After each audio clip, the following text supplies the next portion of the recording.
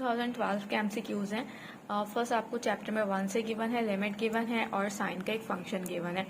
हमें पता है जो साइन का एंगल हो अगर डिनोमिनेटर में वही बन जाए तो इक्वल टू 1 होता है।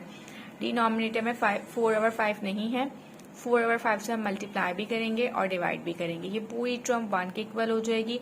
1 को किसी भी नंबर से मल्टीप्लाई करो तो वही टर्म आती है। इंटीग्रेट में क्या है, ऊपर आपको डेरिवेटिव दिया हुआ फंक्शन का, नीचे आपको फंक्शन दिया हुआ और आपसे पूछा जा रहा है इसका डेरिवेटिव क्या, इंटीग्रेशन क्या होगी। हमें पता है कोई डेरिवेटिव गिवन हो नीचे फंक्शन हो तो किसके इक्वल होता है, ln फंक्शन प्लस c। आपको एक वैल्यू गिवन है और आपसे कहा जा रहा है dy/dx यानी कि उसका डेरिवेटिव पता है। हमें पता है ln साइन का जो डेरिवेटिव होता है 1/sin होता है। देन उसके बाद हम साइन का डेरिवेट करेंगे। साइन का डेरिवेटिव क्या होता है, cos, और ये साइन डिनोमिनेटर में एज इट इज रहा, cos ओवर साइन कॉट के इक्वल होता है। उसके बाद आपको distance between foci of an ellipse बताना है जो कि 2AE होता है। Point of intersection of an internal bisector of an angle, angle को इंटरनली एंगल को जो चीज बाइसेक्ट करती है, पॉइंट ऑफ इंटरसेक्शन, उसे क्या कहते हैं, हम इंसेक्टर कहते हैं। ठीक है, सॉरी इनसेंटर।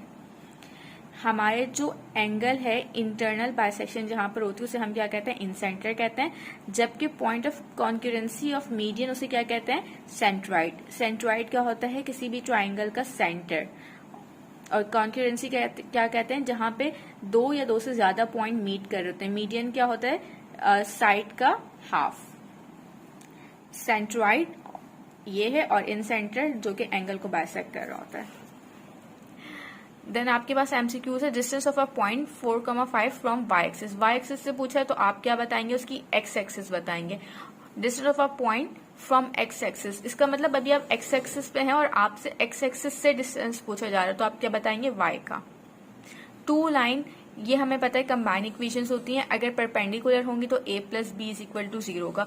परपेंडिकुलर की जगह वो ऑर्थोगोनल भी पूछ सकता है। ये परपेंडिकुलर ऑर्थोगोनल के लिए सेम कंडीशन होती है।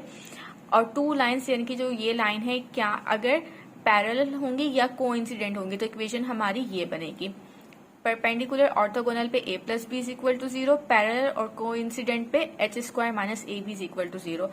ABC अगर कोलिनियर होंगे तो ट्राइंगल ABC 0 होगा।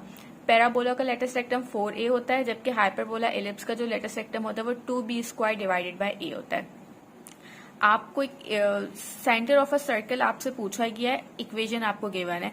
सबसे पहले तो आप इक्वेशन को क्या करेंगे, स्टैंडर्ड फॉर्म में चेंज करेंगे। स्टैंडर्ड फॉर्म में क्या होता है, x² के साथ कोई कांस्टेंट नहीं होना चाहिए, y² के साथ भी कोई कांस्टेंट नहीं होना चाहिए। तो हम क्या करेंगे, डिवाइडेड बाय पूरी इक्वेशन को 2 से डिवाइड कर देंगे। ये इक्वेशन आई। अब इसको हम क्या करते हैं, इस इक्वेशन को हम हमेशा जर्नल इक्वेशन से कंपेयर करते हैं। जर्नल इक्वेशन हमारी ये रही। हम क्या करेंगे, x का जो वेरिएबल है 2g, उसको x के वेरिएबल से कंपेयर करेंगे तो 2g किसके इक्वल हो जाएगा, 4 के। g की वैल्यू निकालेंगे 2 आएगी।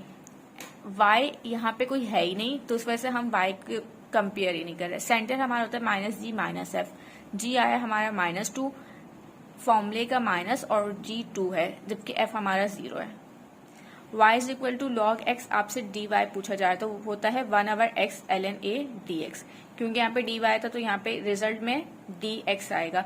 अगर इन्होंने यहाँ पे dy/dx पूछा होता तो हम आंसर में dx नहीं लिखते। ठीक है, क्योंकि क्वेश्चन में यहाँ पे dx नहीं था तो हमें आंसर में इनका dx बताना पड़ा। नेसेसरी कंडीशन आपसे पूछी गई है, एक फंक्शन गिवन है और उसकी एक्सट्रीम वैल्यू पूछ रहे हैं आपसे। जब फंक्शन को 1 टाइम डेरिवेट करते हैं तो इक्वल क्या आना चाहिए, 0 आना चाहिए। इसकी क्या होती है, एक्सट्रीम वैल्यू होती है। जबकि अगर कोई फंक्शन है उसकी मैक्सिमम आपसे पूछा जा रहा है तो 2 टाइम डिफरेंशिएट करने पे आंसर <0 आना चाहिए। अगर कोई फंक्शन मिनिमम पे है तो उसको 2 टाइम डिफरेंशिएट करने पे आंसर क्या आना चाहिए, <0 आना चाहिए। ये 3 चीजें आप याद कर लें, चैप्टर नंबर 5 से बिलोंग करती हैं। If a line perpendicular to y axis then equation, आपसे पूछा जा रहा है कोई line perpendicular to y axis है तो उसकी इक्वेशन क्या होगी। y, अगर कोई भी line perpendicular to y axis है इसका मतलब वो पैरेलल टू x एक्सिस है, तभी तो वो परपेंडिकुलर हो रही है। यहाँ पे 90 का एंगल बन रहा होगा तो इसका x क्या होगा, 0 होगा। इसका स्लोप क्या होगा, 0 होगा। ये पूरी टर्म 0 हो जाएगी क्योंकि स्लोप भी 0 है। तो y = b क्या है, हमारे पास कांस्टेंट है तो y = कांस्टेंट। कब, जब कोई भी लाइन परपेंडिकुलर हो y एक्सिस के।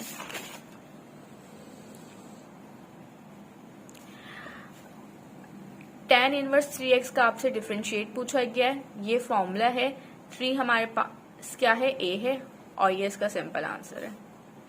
fx पूछा गया साइन प्लस कॉस क्या होता है। साइन प्लस कॉस ना तो इवन होता है ना तो ऑड होता है, क्योंकि साइन हमारे पास ऑड फंक्शन है, कॉस हमारे पास इवन फंक्शन है। तो उसके बाद नाउ इंटीग्रेट करना है हमें। साइन ई के ऊपर साइन है और देन कॉस लिखा हुआ है। हमें पता है साइन का डिफरेंशिएट क्या होता है, कॉस होता है। तो हम इसके आंसर में क्या लिखेंगे, सिंपल ई की पावर साइन एक्स और plus C. Length of a tangent from the point, आपको एक पॉइंट गिवन है और आपको एक इक्वेशन गिवन है, आपसे उसकी लेंथ पूछी जा रही है। देखिए हम क्या करते हैं, लेंथ में इक्वेशन हमारी यही रहती है, पॉइंट हम ये डाल देते हैं और अंडर रूट लगा देते हैं। एक्स यानी कि 2 का स्क्वायर प्लस वाई कितना दिया हुआ है, 4 का स्क्वायर और माइनस का 5। इक्वेशन यही रही, पॉइंट ये रहेंगे और हम क्या करेंगे, अंडर रूट लगा देंगे। 2 का स्क्वायर 4 होता है, 4 का स्क्वायर 16 होता है, माइनस 5 विच इज रिजल्ट -15। अच्छा 17 के बाद 18, आपको P1 P2 गिवन है और आपने डिस्टेंस उसका बताना है। आप क्या करेंगे, 0 - 0 square plus 4 - 0 square plus 4 - 1 square, इसको सिंप्लीफाई कर लें तो आपको रिजल्ट 5 आएगा। अगर आपके पास ये कंडीशन गिवन है b square equal to a square e square -1, तो कॉनिक क्या होगा, हाइपरबोला होगा। और अगर आपके पास 1 - e स्क्वायर तो कॉनिक आपके पास एलिप्स होगा।